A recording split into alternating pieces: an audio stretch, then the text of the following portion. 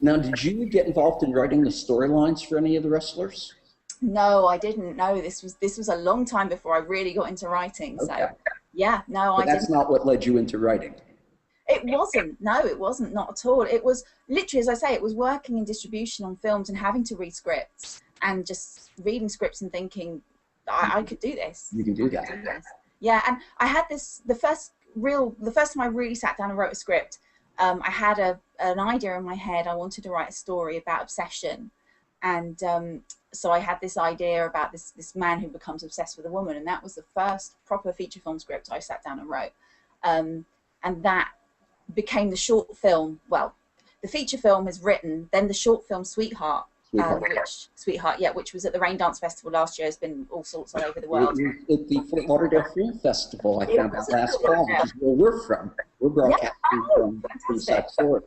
Yeah, no, it was Fort Lauderdale. It opened the festival at Braga. It did Westchester. It did quite a few, and we got that was where that idea came from when we made the short, was from the feature film. So the feature film we're working on at the moment. The feature film it's still coming.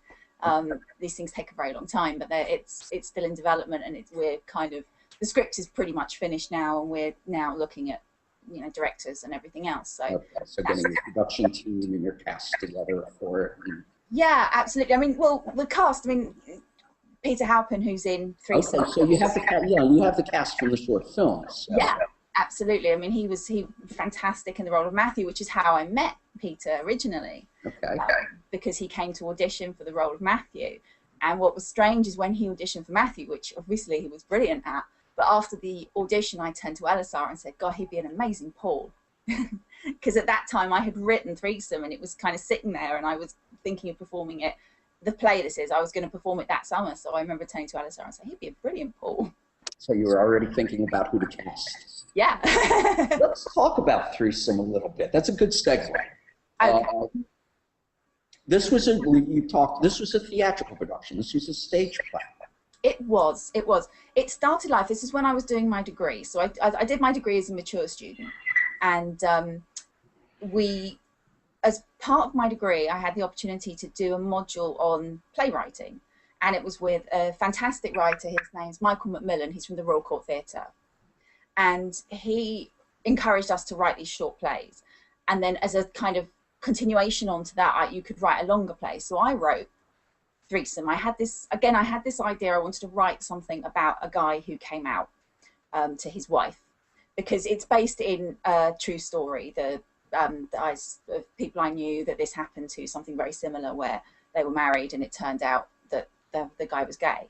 So I wanted to write something along those lines, and then I had this idea for this character Rob as well, who again is based on an amalgamation of people I know in real life, let's say, one or two people I know in real life. And I had these characters in my head, and it took me quite a while to figure out what the storyline was, and I was plotting it. And then I went to see the Mike Leigh play Ecstasy at the Hampstead Theatre. And that is based in one room, and it's 4 people on a night out. They come home and they have all these conversations. And after seeing that play, I wrote Threesome that weekend. Literally just sat in my bed with the laptop on my lap and typed it and wrote it. It all came out. It just gave me the idea of how to do it. It was the way their conversations flowed, and they talked about things that were quite silly, but it just gave me the ideas on structure. And I mean, Mike Leigh is one of my big sort of influences. I think he's so wonderful that he just seeing something that was so genius was just very inspiring and inspired me to write it. So I wrote that, and it was performed at university, and went very well, and I got a first for it, so that was great. I was going to say, you won some awards for that.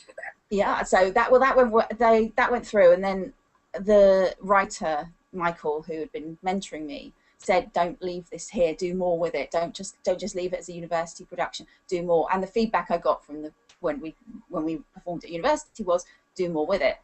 So the actor who played Paul in the university reading was actually my friend Paul Linghorn, who is a fantastic director, and he was above me at university. He was in the year above me at university, despite being quite substantially younger than I am.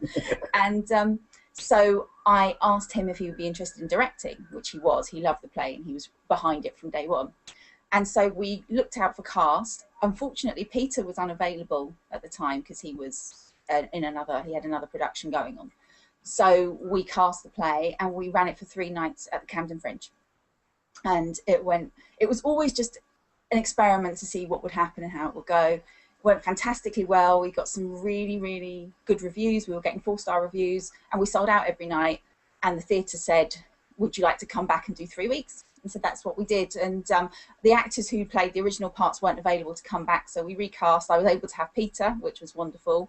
We cast Ewan, and that was it. And so we had the play on this March and April. Now, on your opening night of the play, did you stand in the back of the house the way we see in movies, of the playwright hanging out in the lobby waiting to hear people come out and hear the reaction? I didn't, but that's because I come off stage at the end, so I'm actually in the dressing room. Yeah, you're in the show, so. Yeah. I'm in the dressing room having a mini breakdown at that point. So, but the dressing room was actually right by the exit of the theatre, so we could hear everybody coming out and what they were saying. So when you were on stage, then, could you feel the audience, whether or not they were grasping it and into it? I mean, yeah, very much so. And it was interesting every night to see where the audience reacted and what different things happened. I mean, some nights there's certain gasps at certain points, things people don't see coming. So there's I can say it because it's revealed in the web series. This is a spoiler for the web series if you're watching, but in the web series it's revealed that Paul's gay, and that's actually a scene from the play. So when that revelation comes up in the play, there was like quite a few nights. That's what we call a WTF moment. Yeah, exactly. Exactly. And there are moments, I mean, there's moments where, you know, very emotional moments. There was quite a nasty, well, it's not a nasty scene. There's a moment where Paul and Jenny are arguing, and Paul accidentally pushes her over. And it's always quite a shock because it's in the middle of an argument and then it cuts the argument dead because he realizes he's gone too far. And a couple of nights that got quite a reaction. People were quite disturbed by that because it's out of character for him. It's not something he would ever do.